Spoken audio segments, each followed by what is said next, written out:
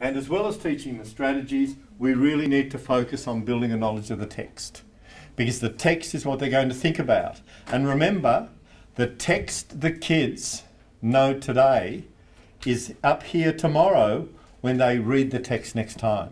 They've got it up here to put it over the text, and they can grab it further. So reading aloud is going to help the kids really build their representation of the text. When I used to have the kids coming into the uni for their reading clinics, every night for 10 minutes, each kid had to read at least for 10 minutes onto an audio tape. Now, why onto an audio tape? Just so there was evidence that the kids had read.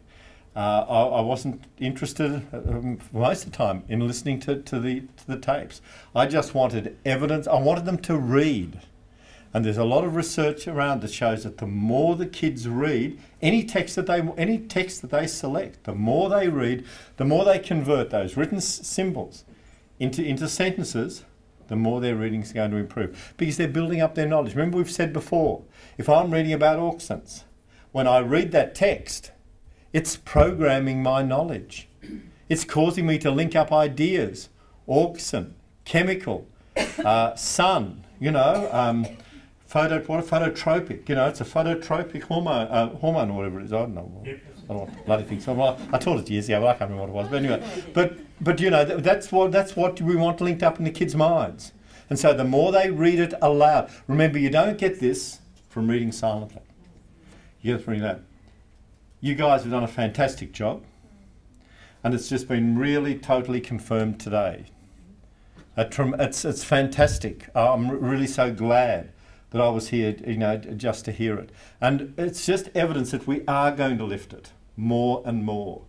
From where we were, say 4 or 5 years ago, in teaching, when I first got involved in this region in terms of literacy, there's just no comparison at all.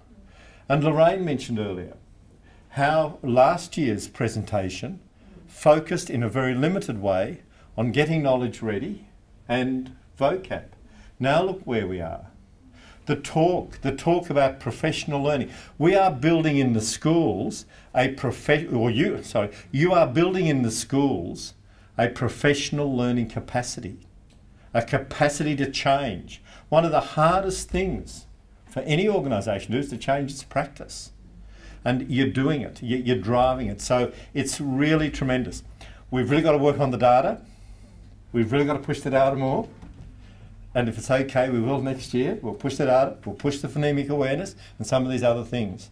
But by glory, we're really on the move. And it's really moving along.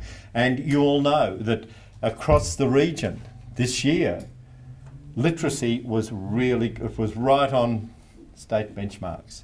And that for Northern Region, it just wouldn't have been possible 5 years ago. It wasn't. I think, John, that I don't know if you do know, but our region is now the second highest performing region in the state. And I don't know if you're aware of that, but we weren't. I think we were 4th, and now we are the second below Eastern Region. So, and that hasn't happened yet. Well, it hasn't happened by accident. We just didn't, you know, it wasn't good luck. So what you're really on move in a few years. To say you've taught in Northern Region will really work for you guys, because it's really going to, you know, not only is it working for the kids and for the community, it can also work for you guys as well. So all the very best, a really great Christmas.